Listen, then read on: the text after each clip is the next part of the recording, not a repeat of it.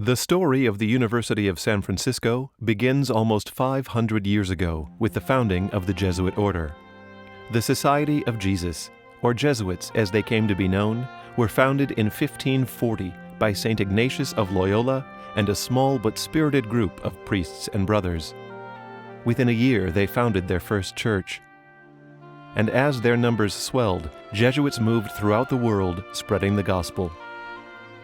But their greatest accomplishment, and indeed their greatest gift to the world, has been education. And this is the tradition to which you now belong. Dedicated to rigor and academic excellence, the Jesuits began to educate students around the globe, and to this day, they are the oldest and largest educational network on the planet. The Jesuits explored North America as early as 1555, and their pioneering spirit landed them in the Bay Area at the height of the gold rush in 1849. Establishing 5 high schools and 3 universities in the California province, the jewel of them all sits atop a mountain in one of the most dynamic cities in the world, the University of San Francisco.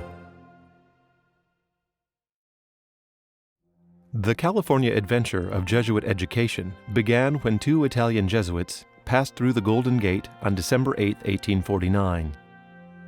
They answered the call to serve the children of the gold rush miners, shopkeepers, and immigrants, even though their superior general in Rome had expressly forbidden the expansion of their missionary activities. The Jesuit mission then in California was founded on an act of disobedience, and some would say has operated in the same spirit ever since. In 1854, Rome relented, sending Father Antonio Maraschi in the company of 2 other Italian Jesuits. Within 6 months, Maraschi opened the first St. Ignatius Church and a small school that, on October 15, 1855, welcomed 3 students for the first day of school at St. Ignatius Academy. Within a decade, the college had outgrown both this and a second location, forcing the college to move again, occupying new structures on an entire city block, bordered by Van Ness, Hayes, Franklin, and Grove streets. This new St. Ignatius College was a splendid affair. It boasted an enormous church and was equipped with a large theater, wherein Shakespeare and sacred pageants were performed by the college players, and the college orchestra and the St. Cecilia Choral Society gave concerts. As the institution celebrated its golden anniversary on October 15, 1905, it was flourishing.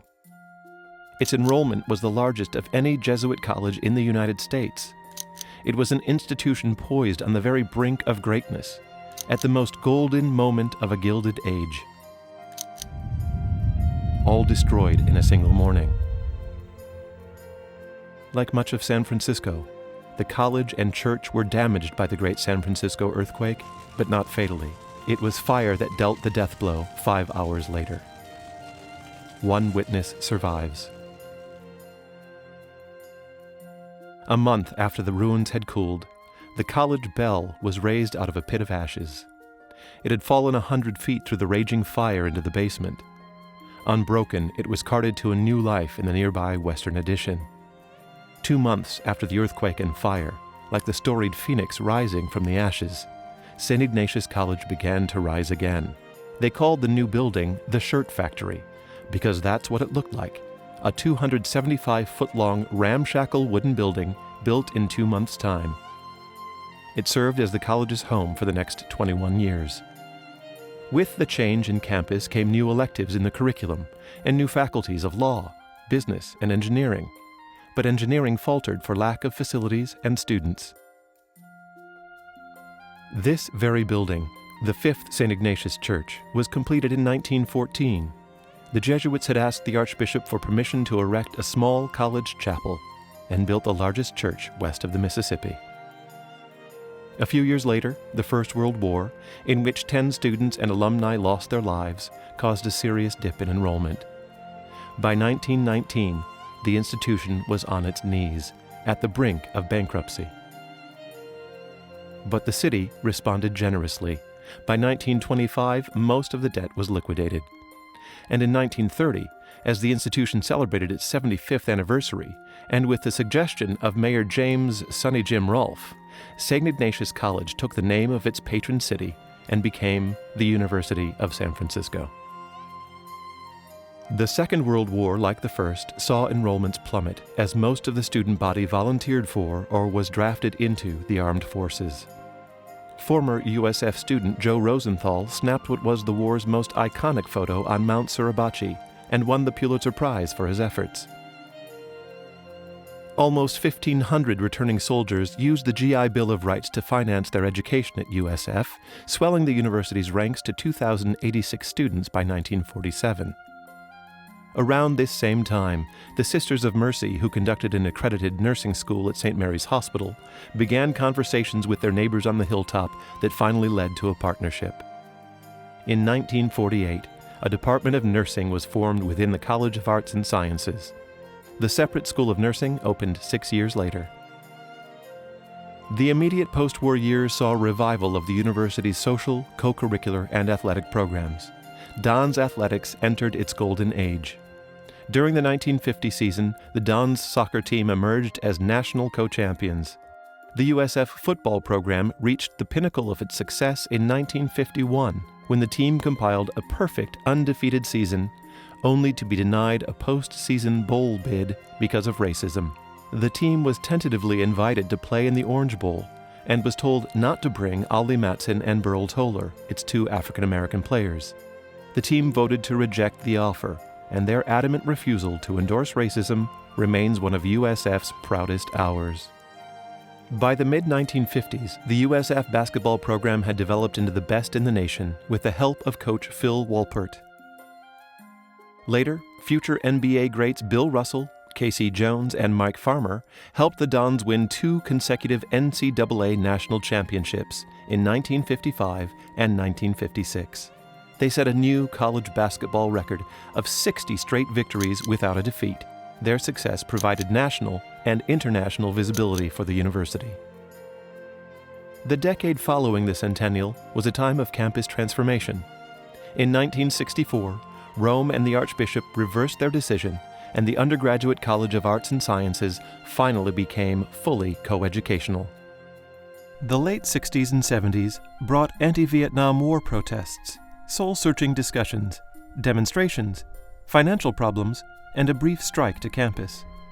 But still, the university grew, establishing the School of Education in 1972 and purchasing Lone Mountain College, its buildings and 22 acres, as well as Presentation High School, creating the profile we have today and ensuring success into the 80s, 90s, and the 21st century. And who are we now?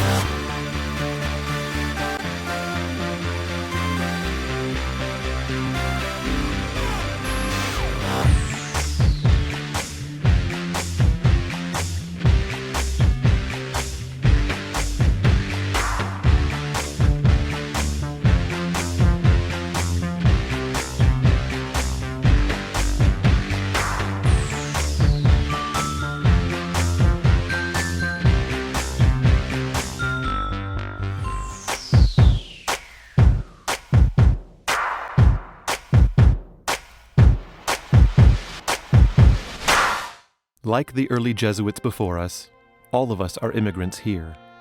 For you, coming to this new place and new experience, immigration is difficult and challenging. It means leaving behind what we know, adventuring into the unknown, finding new friends, a new community, and creating your future.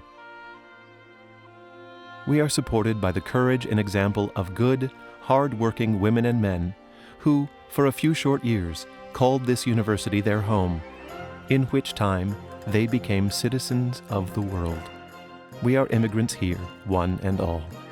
Welcome home. Welcome home.